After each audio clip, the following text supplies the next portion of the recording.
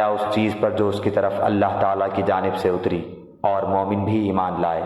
یہ سب اللہ تعالیٰ اور اس کے فرشتوں پر اور اس کی کتابوں پر اور اس کے رسولوں پر ایمان لائے۔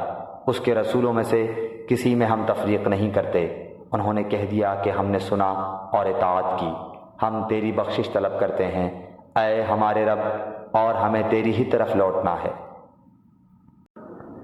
اللہ تعالیٰ کسی جان کو اس کی طاقت سے زیادہ تکلیف نہیں دیتا۔ جو نیکی وہ کرے وہ اس کے لیے، اور جو برائی وہ کرے وہ اس پر ہے۔ اے ہمارے رب، اگر ہم بھول گئے ہوں یا خطا کی ہو تو ہمیں نہ پکڑنا۔